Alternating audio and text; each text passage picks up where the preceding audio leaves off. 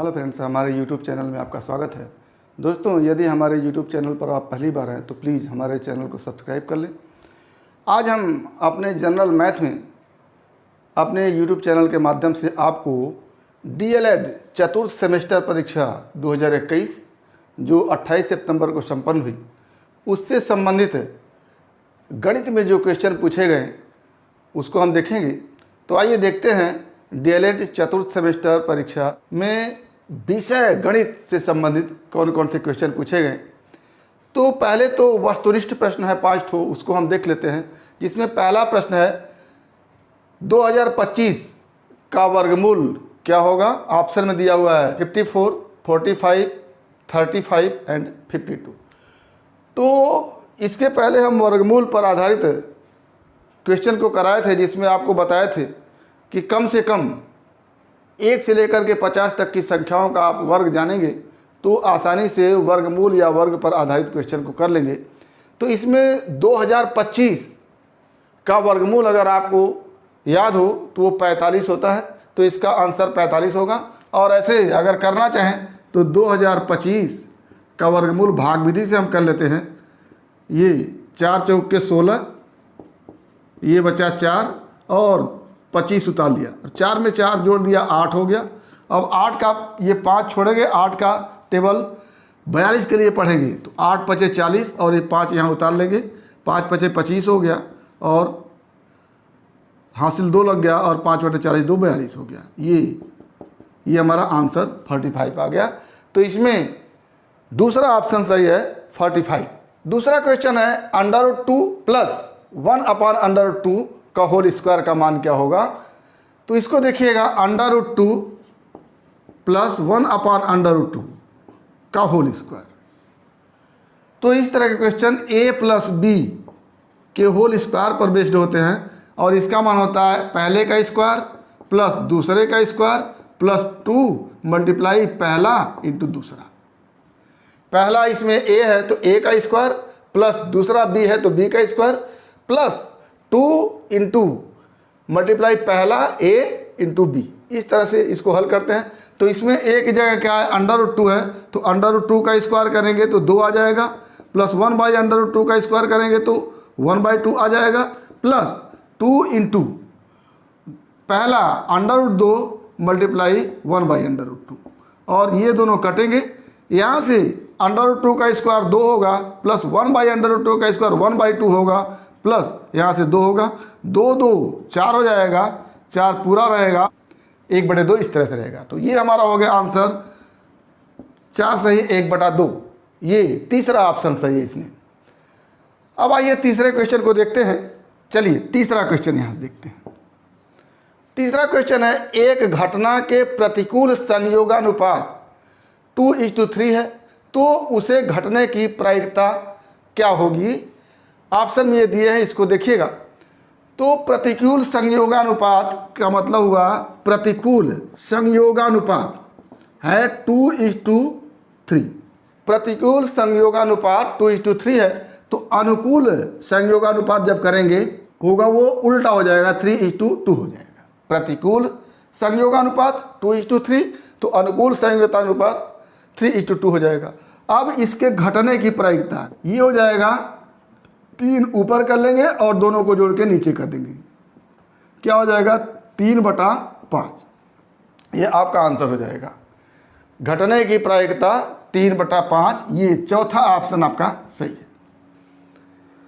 क्या किए हम, प्रतिकूल संयोगानुपात दिया था 2:3, अनुकूल संयोगानुपात कर लिए, इसको उलट करके 3:2। अब घटने की प्रायिकता जो होगी, ये 3 ऊपर रख देंगे और ये दोनों को जोड़ के नीचे कर देंगे। और न घटने की प्रायिकता अगर पूछा जाए तो न घटने की प्रायिकता, तो ये 2 ऊपर कर देंगे और दोनों को जोड़ के नीचे कर देंगे। तो न घटने की प्रायिकता क्या हो जाएगी, 2/5। अगर कहीं आपसे इसी क्वेश्चन को पूछ दे और कह दे कि न घटने की प्रायिकता क्या होगी, तो आप सीधे अनुकूल संयोगानुपात में से 2 को बाहर ऊपर कर देंगे और दोनों को जोड़ के नीचे कर देंगे। घटने की प्रायिकता में क्या करेंगे, 3 को ऊपर कर देंगे और दोनों को जोड़ के नीचे कर देंगे। तो ये हमारा आंसर क्या होगा, चौथा सही होगा। अगला चौथा क्वेश्चन आपके सामने है। चौथा क्वेश्चन है 13, 14, 10, 12, 11, 12, 13, 10, 12 का बहुलक क्या होगा। तो कोई अगर आंकड़ा दिया होता है उसमें बहुलक पूछा जाता है तो बहुलक का आशय होता है कि उस आंकड़े में सबसे ज़्यादा बार जो संख्या आती है उसी को क्या कहते हैं, बहुलक कहते हैं। तो इसमें देखिएगा सबसे ज़्यादा बार 13 को देखें तो 13 केवल 2 बार आया है, 14 केवल 1 बार आया है, 10 2 बार आया है, 11 1 बार आया है, लेकिन 12 देखिएगा 12 1 बार 2 बार और 3 बार आया है। यानी सबसे ज़्यादा बार 12 रिपीट हुआ है, इसलिए इसका बहुलक क्या होगा, 12 होगा। तो ये आंसर दूसरा सही है। इसमें इस दिए गए आंकड़ों का बहुलक क्या हो जाएगा, 12 हो जाएगा। इन संख्याओं में हम ध्यान देंगे कि किस संख्या का रिपीटेशन सबसे ज़्यादा हो रहा है, वही संख्या क्या हो जाएगा, बहुलक हो जाएगा। अब 5वां क्वेश्चन आपके सामने है।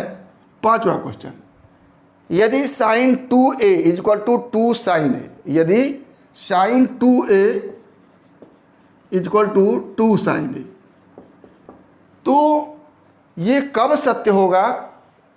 पूछा जा रहा है कि sin 2a बराबर 2 sin a तब सत्य होगा जब a का मान क्या होगा, या a किसके बराबर होगा। सीधी सी बात है कि ये कंडीशन दिया हुआ है और हमको a का मान निकालना है। तो यहाँ पर sin 2a को आप लोग अगर साइंस के स्टूडेंट होंगे तो sin 2a को जानते होंगे, और अगर नहीं जानते हैं तो ये 2 पहले कर दीजिए, 2 फिर साइन, अब 2 पहले निकाल दिए तो a बचा, और इसके बाद cos a भी लगा दीजिए, यानी 2 sin a cos a equal to इधर का 2 sin a रहने दीजिए। अब 2 sin a इधर भी है, 2 sin a इधर भी है, कैंसिल हो जाएगा। क्या बचेगा, cos a इक्वल टू 1, या इसको आप ट्रांसफर करके दे सकते हैं, 2 sin a इधर उठा लाइए तो 2 sin a cos a बटा 2 sin a इक्वल टू क्या हो गया, 1 हो गया। तो ये 2 sin a से कैंसिल हो गया, cos a इक्वल टू 1 हो गया। और आप जानते हैं कि cos 0 का मान 1 होता है, तो यहाँ से क्या हो जाएगा, cos 0 इक्वल टू 1 हम जानते हैं, और cos a इक्वल टू 1 सवाल से मिला है हमको।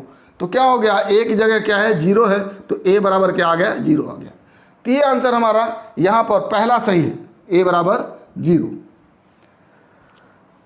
अब आगे हम देखते हैं अति लघुत्तरी प्रश्न। ये 5 प्रश्न जो थे वस्तुनिष्ठ थे। अब इसके आगे अति लघुत्तरी प्रश्न है जो 1-1 नंबर के हैं। ये वस्तुनिष्ठ प्रश्न भी 1-1 नंबर के थे और अति लघुत्तरी प्रश्न भी 1-1 नंबर के हैं। तो आइए देखते हैं अति लघुत्तरी प्रश्न। 6वां क्वेश्चन है, किसी वृत्त का क्षेत्रफल 154 वर्ग सेमी है, उसका व्यास ज्ञात कीजिए।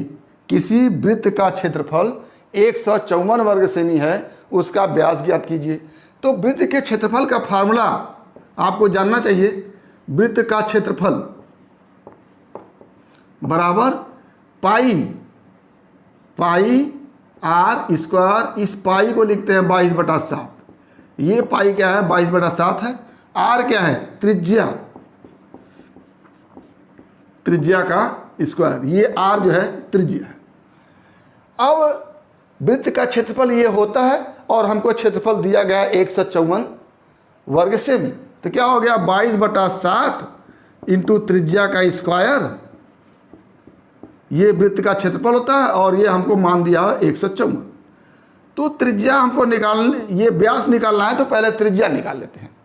हमको व्यास निकालना है तो पहले त्रिज्या निकाल लेते हैं। तो त्रिज्या का वर्ग बराबर क्या हो गया, 154, और ये 7 अगर इधर जाएगा तो गुणा कर देगा, और ये 22 इधर जाएगा तो भाग दे देगा।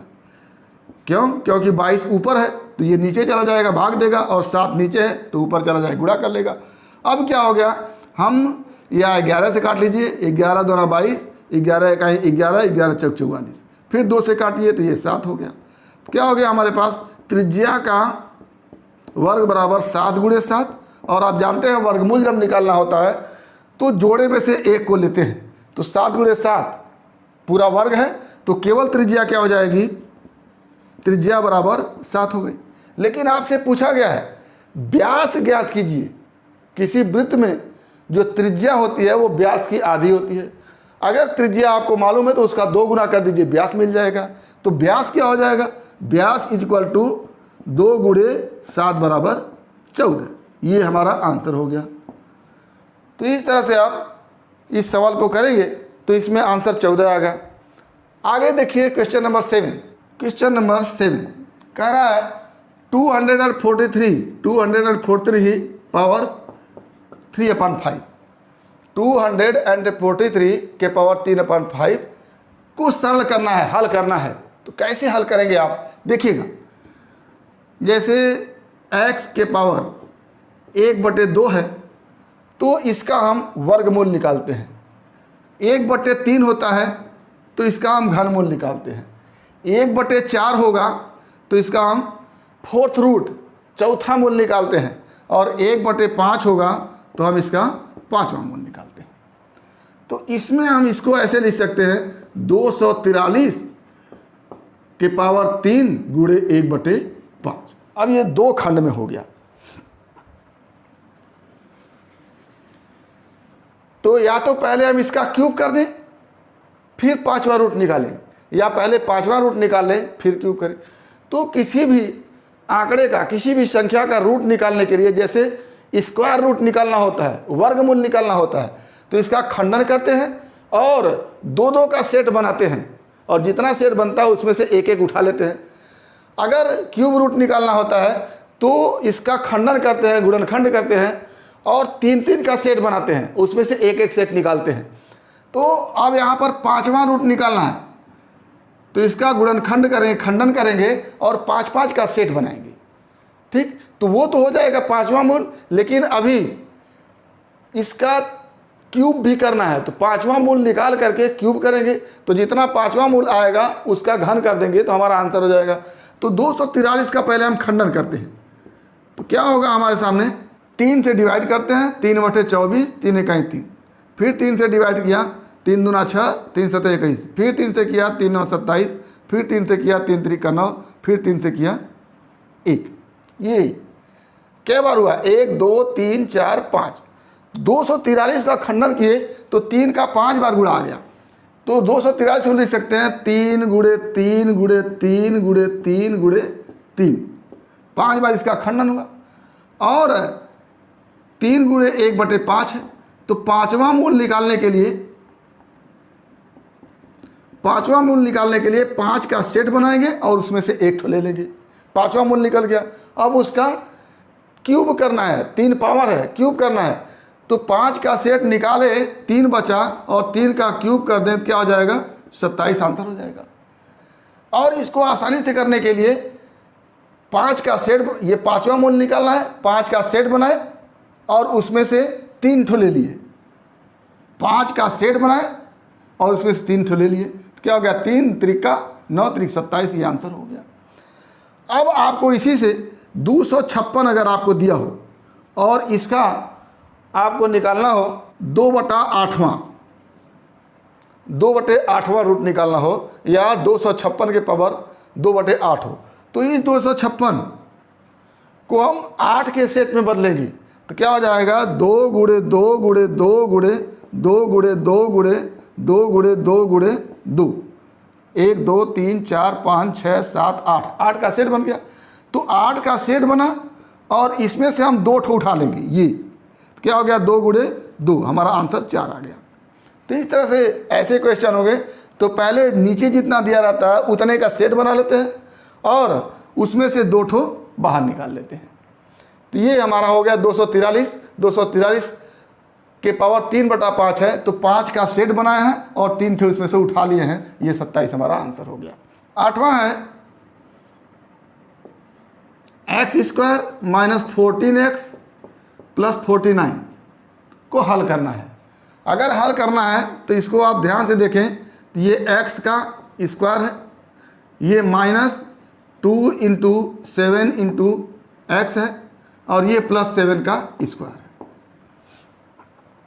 इसको लिख सकते हैं आप x का स्क्वायर +7 का स्क्वायर -2 × x × 7, इस तरह से। अब ये क्या है, x का स्क्वायर यानी पहले का स्क्वायर और ये है दूसरे का स्क्वायर और ये -2 गुणे पहला ये x और गुणे दूसरा ये 7, इस तरह से है। तो ये जो फार्मूला होता है वो होता है पहले माइनस दूसरे का वर्ग, इस तरह से ये फार्मूला। जैसे आप इसको a माइनस बी का होल वर्ग जब लिखते हैं तो a का वर्ग लिखते हैं प्लस b का वर्ग लिखते हैं माइनस 2 गुणे a इंटू बी लिखते हैं। तो ये बिल्कुल इसी तरह से हो गया, पहले का वर्ग a का वर्ग b का वर्ग माइनस 2a और b। तो इसकी जगह क्या लिख सकते हैं, जैसे इसकी जगह a माइनस बी लिख दिया है तो इसकी जगह क्या लिख देंगे, x माइनस 7 लिख देंगे, x माइनस 7 का वर्ग हो गया। इसी को आप x minus 7 multiply x minus 7 भी लिख सकते हैं, नहीं तो यही आंसर है, या तो ये आंसर हो जाएगा या तो ये आंसर हो जाएगा, कोई भी एक आंसर आप लिख सकते हैं। तो ये a माइनस बी के होल स्क्वायर पर बेस्ड क्वेश्चन था। इसमें आपको देखना है कि ये जो इक्वेशन है किस रूप में है, x का वर्ग minus 2 into 7 into x plus 7 का वर्ग। इस तरह के समीकरण में हम देखते हैं कि कितने वर्ग बन रहे हैं, जैसे ये x का वर्ग हो गया, ये 7 का वर्ग हो गया, तब यहाँ पर ध्यान देते हैं कहीं ऐसा तो नहीं कि ये 2 गुणे x गुणे 7 के रूप में हो। अगर इस तरह का है तो ये तुरंत जो है ये वाला फॉर्मूला अप्लाई कर देंगे। तो ये हमारा आंसर हो गया 8वें क्वेश्चन का। आइए 9वां क्वेश्चन देखते हैं। 9वां क्वेश्चन है 15.625 का घनमूल निकालना है, का घनमूल निकालना है। तो पहले तो इसको आप डेसिमल को हटाने के लिए क्या करिए, 15.625 डेसिमल हट गया और कितने डिजिट डेसिमल आगे बढ़ गया, 1 2 3, यहाँ पर डेसिमल लग गया। तो जब 3 डिजिट आगे बढ़ गया डेसिमल तो इसमें 1000 से आप क्या करिए, भाग दे दीजिए। इसका मतलब ये हो गया।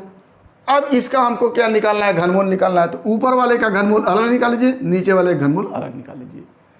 तो इसका घनमूल जो अब निकालेंगे आप, ये होगा तो इसका घनमूल हो जाएगा 25। देख लीजिए आप, ये 15,625 को खंडन करिए, पहले 5 से बांटिए, 5 तिहाई 15, 5 इकाई 5, 5 दूना 10, 5 पचे 25, फिर 5 से बांटिए, 5 6 30, 5 दूनी 10, 5 पचे 25, और फिर 5 से बांटिए, 5 इकाई 5, 5 दूना 10, 5 पचे 25, फिर 5 से बांटिए, 5 दूना 10, 5 25, फिर 5 से, 5 पचे 25, फिर 5 से, क्या हो गया 1। तो 1 2 3 4 5 6, 3 3 का सेट बनाते हैं घनमूल में, 3 3 का सेट बनाते हैं। तो एक सेट यहाँ से 5 ले लेंगे और एक सेट यहाँ से 5 ले लेंगे, तो क्या हो गया 5 गुणे 5 क्या आया 25। तो ऊपर का घनमूल 25 आ गया और नीचे का घनमूल ये 1000 को लिख सकते हैं, 1000 बराबर 10 गुणे 10 गुणे 10, क्या हो गया 3 का सेट बन गया। घनमूल में हमेशा 3 का सेट बनाते हैं, तो एक ठो उठा लेंगे यहाँ से 10, क्या आंसर हो गया 2, 25/10 का मतलब 2.5, ये हो गया आंसर। तो इस तरह से आप करते हैं। पहले डेसिमल को हटा दीजिए, ऊपर का घनमूल अलग निकाल लीजिए, नीचे का घनमूल अलग निकाल लीजिए। ऊपर का घनमूल 25 हो गया, नीचे घनमूल 10 हो गया, तो 25/10 करेंगे तो 2.5 आ जाएगा। 10वां question, 1 minus 10 square 45, 1 minus 10 square 45 बटा 1 प्लस 10 स्क्वायर 45, इसका मान आपको निकालना है। तो यहाँ से देखिएगा 1 अपनी जगह माइनस 10 स्क्वायर 45 को tan 45 का होल स्क्वायर लिख सकते हैं, बटा 1 प्लस tan 45 जैसे ऊपर लिखे हैं का होल स्क्वायर। और tan 45 का मान आपको याद होना चाहिए 1 होता है, तो tan 45 की जगह 1 लिख देंगे, तो 1 माइनस 1 का होल स्क्वायर बटा 1 प्लस 1 का होल स्क्वायर। तो 1 माइनस 1 का होल स्क्वायर 1 ही रहेगा, तो 1 में से 1 घट गया, ऊपर 0 हो गया और नीचे 2 हो गया। ये आंसर क्या आ गया, 0 आ गया। तो इसका आंसर हमारे पास 0 होगा। 11वां क्वेश्चन है कि वह छोटी से छोटी संख्या ज्ञात कीजिए जिससे 6075 से गुणा करने पर गुणनफल पूर्ण वर्ग बन जाए। तो 6075 है, इसका हम क्या करेंगे, खंडन करेंगे, गुणनखंड करेंगे इसका। तो पहले हम 2 से कटेगा नहीं, 3 से काटते हैं, 3 दूना 6 0, 3 दूना 6, 3 पचे 15, 3 से फिर काटेंगे तो 3 6 18, 3 7 21, 3 पचे 15, फिर 3 से काटिए, 3 दूना 6 और 3 दूना 6, 3 पचे 15, फिर 3 से काटिए, 3 से 21, 3 5 15, फिर 3 से 25, फिर 5 से काटिए, 5 50 25, और फिर 5 से काटिए, क्या हो गया 1। तो क्या खंडन किया आप, तो क्या आ गया 60 75 बराबर 3 गुणे 3 गुणे 3 गुणे 3, क्या बार 1 2 3 4 5 बार, गुणे 3 गुणे 5 गुणे 5। ये गुणनखंड विधि से इतना आया। और आप जानते हैं कि वर्गमूल निकालने के लिए दो दो का पेयर बनाते हैं, तो ये दो ये दो ये दो, और ये नहीं बन पाया, तो इसी में हम अगर 3 से गुणा कर दें तो ये भी पेयर बन जाएगा। तो हमारा आंसर आ गया कि 3 से गुणा करने पर ये क्या हो जाएगा, पूर्ण वर्ग हो जाएगा। तो आंसर क्या हो गया, 3 से गुणा करने पर क्या हो गया, पूर्ण वर्ग बन गया। और इसी में कह दिया जाता है कि किस संख्या से भाग देने पर पूर्ण वर्ग बन जाए। तो ये 3 अतिरिक्त बच रहा था, तो जो अतिरिक्त बच रहा है, जोड़ा बनाने के अलावा जो अतिरिक्त बच रहा है उसी को हटा देंगे, क्या हो जाएगा, ये पूर्ण वर्ग बन जाएगा। तो 3 से भाग देने पर पूर्ण वर्ग बन जाएगा, या तो 3 से भाग दे करके इसको हटा दें तब ये जोड़ा बन गया, या 3 से हम गुणा कर दें तब ये जोड़ा बन गया। तो गुणा करने वाला सवाल रहेगा तो कहेंगे 3 से गुणा कर देंगे, और भाग देने वाला सवाल रहेगा तो कहेंगे 3 से भाग दे देंगे। ठीक, तो ये हमारा हो गया आंसर। अगला जो क्वेश्चन हमारा है, ये दो पासों को एक साथ फेंकने पर दोनों पर सम अंकों के ऊपर आने की घटना का समुच्चय ज्ञात कीजिए। तो ये क्रमचय संचय का सवाल है। उसमें आपको दो पासा दिया गया है, एक पासा है ये और दूसरा पासा है ये, इनको फेंका जा रहा है। तो दोनों को एक साथ फेंका जा रहा है, तो दोनों पर सम संख्या आने का समुच्चय बताइए। तो सम संख्या क्या होगी, इस पर 2 होगी, 4 होगी और 6 होगी। यहाँ पर भी 2 4 और 6 होगी। अब पहले हो सकता है पहले पर 2 आ जाए तो दूसरे पर क्या आ सकता है, 2 आ सकता है, ये 1 हो गया। और पहले पर 2 आया तो दूसरे पर 4 भी आ सकता है, ये 1 हो गया। और पहले पर 2 आया तीसरे पर 6 आ सकता है, ये 1 हो गया। दूसरा मान लेते पहले पर 4 आ गया, तो पहले पर 4 आया है तो दूसरे पर 2 आ सकता है, पहले पर 4 आया तो दूसरे पर 4 भी आ सकता है, पहले पर 4 आया तो दूसरे पर 6 भी आ सकता है, ये हो गया। और मान लेते हैं कि पहले पर 6 आ गया है, तो अगर पहले पर 6 आया तो दूसरे पर 2 भी आ सकता है, और पहले पर 6 आया तो दूसरे पर 4 भी आ सकता है, और पहले पर 6 आया तो दूसरे पर 6 भी आ सकता है। तो इतना सेट बन सकता है। यहीं आपसे पूछा गया है कि सम अंकों के ऊपर आने की घटना का समुच्चय ज्ञात कीजिए। तो ये दोनों पर 2 2 भी आ सकता है, 2 4 भी आ सकता है, 2 6 भी आ सकता है, 4 2 भी आ सकता है, 4 4 भी आ सकता है, 4 6 भी आ सकता है, 6 2 भी आ सकता है, 6 4 भी आ सकता है, 6 6 भी आ सकता है। और अगर यही पूछ देता कि विषम अंक आने की घटना का समुच्चय, तो विषम क्या होता, 1 3 और 5। यहाँ पर भी 1 3 और 5। तो पहले 1 को लेकर के यहाँ क्या लिखते, 1 लिखते, पहले पर 1 तो दूसरे पर भी 1 हो सकता, पहले पर 1 दूसरे पर 3, पहले पर 1 दूसरे पर 5, ये बन गया। फिर पहले पर 3 दूसरे पर 1 हो सकता है, पहले पर 3 दूसरे पर 3 हो सकता है, पहले पर 3 दूसरे पर 5 हो सकता है, ये हो गया। और तीसरा पहले पर 3 पहले पर 5, 1 3 हो गया, पहले पर 5 तो दूसरे पर 1 हो सकता है, पहले पर 5 दूसरे पर 3 हो सकता है, पहले पर 5 और दूसरे पर 5 हो सकता है। तो ये विषम अंक आने की समुच्चय हो गए और ये सम अंक आने का समुच्चय हो गया। तो इस तरह से आप इस तरह के सवाल को करेंगे। अगला सवाल हमारा है, निम्नलिखित बारंबारता बंटन की मध्यिका ज्ञात कीजिए। बारंबारता दिया हुआ है और पद दिया गया है, उसकी मध्यिका आपको ज्ञात करनी है। हाँ, ये 12वां 13वां 14वां 15वां, उसके बाद भी 3 सवाल है। ये सारे सवाल लघु उत्तरीय हैं और प्रत्येक सवाल 2 नंबर के हैं। तो 12वां आपका हो गया है। 13वां आप इस तरह के सवाल करने के लिए पहले पद बनाइए, फिर बारंबारता बनाइए और फिर संचयी बारंबारता, एक कॉलम और बनता है, संचयी बारंबारता, एक कॉलम और बन गया। तो पद क्या क्या है, 2 4 6 8 10 12 14, 2 4 6 8 10 12 14। और बारंबारता क्या है, 3 2 2 4, 3 2 2 4,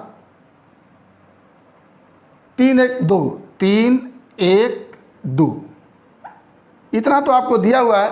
अब आपको अपना काम करना है। जैसे संचयी बारंबारता में पहले 3 लिखे और जब दूसरा लिखे गए तो इन दोनों को जोड़ के लिखेंगे, 3 + 2 कितना हो गया 5, और तीसरा लिखने गए 3 + 2 + 2 क्या हो जाएगा 3 × 2 = 5, 2 = 7। चौथा लिखने गए तो इन चारों को जोड़ेंगे, 7 × 4 = 11। पाँचवा लिखने गए तो इन पाँचों को जोड़ेंगे, 11 × 3 = 14। और छठवां लिखने गए तो 15 हो जाएगा, सातवां लिखने गए तो 17 हो जाएगा। ये संचयी बारंबारता है। ये पहला लिखे केवल 3, दूसरा लिखे 3 में 2 जोड़ के लेके 5, तीसरा लिखे 3 में 2 और जोड़ दिए 7, चौथा लिखने गए तो इस चारों को जोड़े तो 11 हो गया, पाँचवां लिखने गए तो पाँचों को जोड़ दिए 14 हो गया, छठवां लिखने गए तो 15 हो गया एक और जोड़ के, और सातवां लिखने गए तो 15 × 2 = 17 हो गया। ये कॉलम संचयी बारंबारता कही जाती है। अब इस कॉलम का पूरा जब योग करेंगे तो ये n = लिखेंगे, क्या लिखेंगे, ये पूरा को जोड़े हैं आप, n = क्या आ गया 17। और मध्यिका का जो फार्मूला होता है, मध्यिका = n/2 वां पद प्लस n/2 + 1वां पद बटा 2। तो ये n जो है 17 आ गया है, तो 17 का आधा 8.5 आएगा, और 8.5 जो है वो 11 वाले कॉलम में पहुंचेगा। 8.5 के तुरंत बाद संचयी बारंबारता हम देखेंगे तो 11 होगा। और n/2 + 1 = क्या हो जाएगा 8.5 + 1 = 9.5। तो चाहे 8.5 को देखे चाहे 9.5 को देखे, 8.5 के तुरंत बाद वाला कॉलम 11 है और 9.5 के तुरंत बाद वाला कॉलम भी 11 है। तो संचयी बारंबारता में n/2 को देखते हैं कि n/2 के बाद तुरंत कॉलम कौन सा है और n/2 + 1 के बाद तुरंत कॉलम कौन सा है। तो n/2 का मतलब 8.5 के बाद भी 11 है, और n/2 + 1 बराबर 9.5 के बाद भी 11 ही है। तो n/2वां पद को लिखेंगे 11 के सामने ये 8 है, 8 प्लस फिर 11 के सामने 8 और बटा 2 कितना हो जाएगा, ये 16/2 या कह लेंगे 8। ये हमारा आंसर हो गया। तो क्या किया हमने, पद और बारंबारता दिया था, संचयी बारंबारता निकाल लिया और इन पदों को पूरा जोड़ करके n = 17 कर लिया और n/2 निकाला, n/2 + 1 निकाला। n/2 हमारा 8.5 आया और n/2 + 1 आया 9.5। अब संचयी बारंबारता हम देखते हैं कि 8.5 के बाद कौन सा अंक आता है, तो 8.5 7 से ज़्यादा हो गया, 11 से कम हो जाएगा। तो 8.5 के तुरंत बाद 11 आ रहा है, तो 11 आया 8.5 के तुरंत बाद और 11 आया 9.5 के तुरंत बाद। तो यही कॉलम को हम हाईलाइट कर लेंगे और इसके संगत जो ये पद है इसको लिखेंगे n/2वां पद 8 प्लस n/2 + 1वां पद भी 8 होगा। दोनों के लिए 8 ही है, दोनों के लिए अगर 11 है तो 11 के संगत ये संख्या है, ये 8 ही है। तो 8 + 8/2 कर देंगे, यानी 16/2 का मतलब 8 हमारा आंसर हो जाएगा। तो इस तरह से हम माध्यिका निकालते हैं। अगला क्वेश्चन, यदि समकोण त्रिभुज ABC में tan A = 4/3 हो तो sin² A + cos² A का मान क्या होगा। तो आपसे पूछा गया है sin² A + cos² A = क्या होगा। तो सीधी सी बात है, ये फार्मूला ही होता है कि sin² θ + cos² θ = 1। तो यहाँ पर चाहे जो sin² θ कहें, cos² θ कहें, चाहे sin² लैम्डा कहें, cos² लैम्डा कहें, चाहे sin² अल्फ़ा कहें, cos² अल्फ़ा कहें, सब का मान अगर एक साथ जोड़ेंगे तो इसका मान 1 आता है। तो इसका आंसर 1 होगा।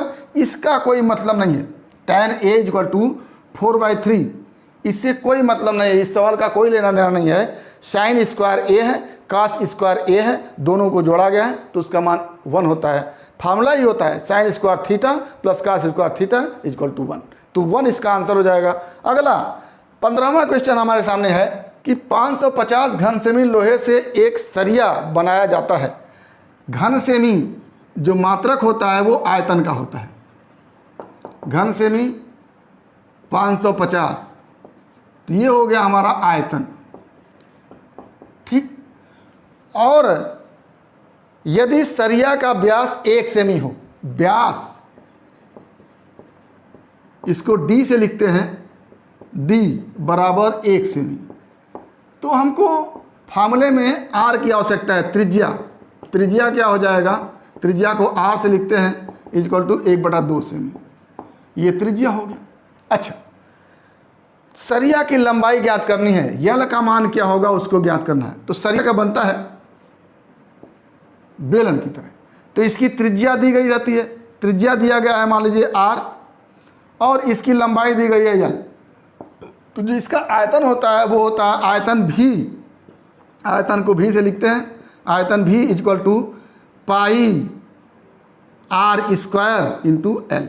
ये आयतन का फार्मूला होता है, बेलन की तरह है तो बेलन का फार्मूला ये होता है आयतन के लिए। तो भी इक्वल टू, भी का मान आपको दिया गया है 550, क्या हो गया 550 इक्वल टू पाई का मान 22/7 आप जानते हैं, और आर का मान आपके सामने है 1/2, क्या हो जाएगा 1/2 का स्क्वायर इंटू एल आपसे पूछा गया है।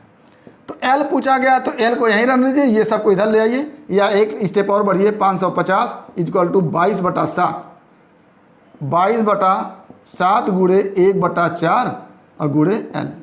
एल इक्वल टू क्या हो जाएगा, ये 7 और 4 नीचे है तो इधर आके गुणा कर लेगा, 550 गुणे 7 गुणे 4, और 22 ऊपर है तो भाग दे देगा 22, क्या हो जाएगा यहाँ से 2 दूना 4 और 2 11 22, और 11 पचे 55, तो 5 सते 35 और 35 दूना 70, 700 हमारा आंसर हो गया। तो इस तरह से आप इसको करेंगे, ये फार्मूला आपको मालूम होना चाहिए। और यहाँ पर त्रिज्या व्यास की आधी होती है, अगर व्यास 1 सेंटीमीटर है तो त्रिज्या 1/2 हो जाएगी। तो इस तरह से ये सवाल करेंगे आप।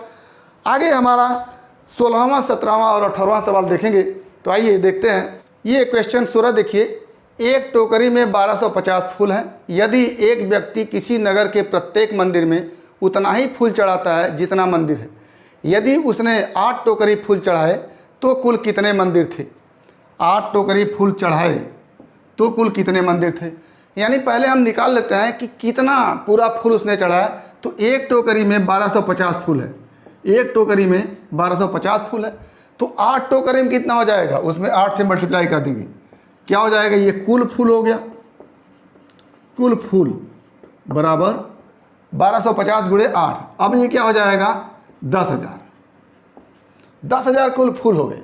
अब वो कह रहा है कि प्रत्येक मंदिर में उतने ही फूल चढ़ाए जितने कि उसमें मंदिर थे। तो कितने मंदिर थे, मान लिया x मंदिर थे, तो उतने ही जितने मंदिर हैं x उतने ही फूल चढ़े हैं प्रत्येक मंदिर पर। तो एक मंदिर पर x फूल चढ़े हैं तो x मंदिर पर कितने फूल हो जाएंगे, x इंटू x हो जाएंगे। तो क्या लिखेंगे, कुल फूल, या आगे लिखिए चूंकि प्रत्येक मंदिर में x फूल चढ़े तो चढ़ाए गए फूलों की संख्या क्या हो जाएगी x इंटू एक्स, और आपके पास ये फूल मिल गए, कुल फूल कितने, जितना चढ़ाया होगा उतना ही फूल होगा। तो x into x equal to 10,000, या x स्क्वायर इक्वल टू 10,000 हो गया। तो x का मान क्या करेंगे, इसका अंडर रूट कर देंगे, तो x इक्वल टू क्या हो जाएगा अंडर रूट 10,000, और ये हो गया 100 फूल। ये 100 फूल भी हो सकता है, एक मंदिर पर 100 फूल भी चढ़े और मंदिर की संख्या भी 100 होगी। तो आंसर क्या हो गया, आंसर उत्तर मंदिरों की संख्या 100, ये हमारा आंसर हो गया। अब अगला क्वेश्चन है कि एक लंबवृत्तीय शंकु की ऊंचाई उसकी त्रिज्या के बराबर है। एक लंबवृत्तीय शंकु है, उसकी जितनी ऊंचाई है उतनी ही त्रिज्या है। यदि उसका आयतन 9 पाई घन सेमी हो तो शंकु की ऊंचाई ज्ञात कीजिए। तो ये शंकु कुछ इस तरह का होता है, ये ऊंचाई होती है और ये इसकी त्रिज्या होती है। यहाँ से यहाँ तक त्रिज्या r और यहाँ से यहाँ तक ऊंचाई h। तो इसका जो आयतन होता है, शंकु का आयतन v equal to 1/3 pi r square h, ये आयतन होता है। और आपके सामने है v इक्वल टू 1/3 पाई अपनी जगह, r स्क्वायर अपनी जगह, और कह रहा है कि जितनी त्रिज्या है उतनी ही ऊंचाई है, तो h को भी r लिख सकते हैं, तो r। अब ये क्या हो गया, v equal to 1/3 pi r cube, और v का मान आपके सामने दिया हुआ 9 पाई, तो v की जगह 9 पाई लिख सकते हैं। 9 pi equal to 1/3 pi r cube. ये पाई पाई से क्या हो गया, कैंसिल हो गया, 3 इधर आकर के मल्टीप्लाई कर देगा, तो 9 into 3 equal to r cube, यानी 27 इजक्वल टू आर क्यूब। तो आर इजक्वल टू क्या हो जाएगा, घनमूल निकालेंगे किसका, 27 का, और वो होता है 3। ये हमारा आंसर हो गया क्या, 3 सेमी। सेमी में सब कुछ है तो आंसर 3 सेमी हो गया। अगला क्वेश्चन 18वां है हमारे पास, क्वेश्चन नंबर 18 और अंतिम क्वेश्चन है ये एक त्रिभुज दिया है जिसमें ए बी क्या है, इस वृत्त का व्यास है, और सी और डी इस वृत्त के परिधि पर 2 बिंदु हैं, और इस व्यास के दोनों तरफ एक त्रिभुज ये बना हुआ है, दूसरा त्रिभुज ये बना हुआ, ए सी बी एक त्रिभुज और ए डी बी दूसरा त्रिभुज बना हुआ। आपके सवाल में ये कोण दिया गया है, कोण सी ए बी, कोण सी ए बी 30 डिग्री दिया हुआ है, और कोण ए बी डी ये 40 डिग्री दिया हुआ है। तो आपसे पूछा गया ये वाला कोण कितना होगा, सी बी डी, ये वाला कोण पूछा गया, और ये वाला कोण पूछा गया सी ए डी। तो पहले तो हम जानते हैं कि अर्धवृत्त में बना हुआ कोण 90 डिग्री होता है। ये एक व्यास है, तो व्यास के ऊपर आधा वृत्त हो गया, व्यास के नीचे आधा वृत्त हो गया। तो इस आधे वृत्त में कहीं पर भी कोण बनाएंगे वो 90 डिग्री बनेगा। ये 90 डिग्री होगा, अगर ऐसे करके ऐसे बनाते तो ये 90 डिग्री होता, ऐसे करके ऐसे बनाते तो ये 90 डिग्री होता। तो ये हमारा 90 डिग्री हो गया, और ये 30 डिग्री हो गया। और त्रिभुज के तीनों कोणों का योग 180 डिग्री होता है। तो 90 ये हो गया, 30 ये हो गया, तो 180 में से, या कह लें इसको अगर यक्स माने तो x plus 90 plus 30 equal to 180। तो यक्स इजक्वल टू क्या आ जाएगा, 180 में से 90 घटाएंगे, 90 बचेगा, फिर 30 घटाएंगे, क्या बचेगा 60। तो क्या हो गया यहाँ से, कोण ए सी बी इजक्वल टू 90। क्यों, क्योंकि अर्धवृत्त का कोण समकोण होता है। अब क्या बचेगा, कोण सी बी ए, कोण C B A equal to 180 में से 90 भी घटाएंगे, में से 30 भी घटाएंगे, क्या आ जाएगा 60 आ जाएगा। ये 60 डिग्री ये वाला कोण आ गया, ये यक्स जो माने हैं आप इतना, और 40 ये है, तो दोनों मिला करके ये वाला कोण जो पूछा गया वो मिल जाएगा। तो कोण क्या हो गया, सी बी डी, कोण C B D equal to 60 हमारा आया है कोण सी बी ए प्लस 40 दिया हुआ है, और ये हो गया 70 डिग्री। ये पहला आंसर हो गया, ये कोण सी बी डी आ गया। अब कोण सी ए डी की बात करते हैं। ये कोण 40 डिग्री है, और अर्धवृत्त के नीचे ये भी कोण है, ये भी 90 डिग्री हो जाएगा। तो ये हो गया 40, ये हो गया 90, और ये 180 में से 40 घटाएंगे और 90 घटाएंगे, तो ये बच जाएगा हमारा 40, 90, 130, ये बच जाएगा 50 डिग्री। तो ये हो गया हमारा ये इतना 50 डिग्री, और ये हो गया 30 डिग्री। तो 50 और 30 जोड़ेंगे तो क्या हो जाएगा 80 डिग्री। तो क्या लिखेंगे कि कोण बी ए डी, कोण बी ए डी बराबर 180 में से घटाएंगे 90 और घटाएंगे 40, तो क्या हो जाएगा 50 डिग्री। ये हमारा हो गया 50 डिग्री, और ये पूरा पूछा गया है, तो 50 में ये 30 जोड़ देंगे तो क्या हो जाएगा 80 हो जाएगा। तो क्या लिखेंगे, कोण सी ए डी बराबर 50 प्लस 30 इजक्वल टू 80 डिग्री। तो एक आंसर आपका आ गया 100 डिग्री, और दूसरा आंसर आ गया 80 डिग्री। तो इस तरह से डीएलएड में पूछे गए सारे क्वेश्चन को हमने देखा। तो आज बस इतना ही। अगला टॉपिक अगले वीडियो क्लिप में एक बार फिर आपके भविष्य के लिए बेस्ट ऑफ लक। धन्यवाद।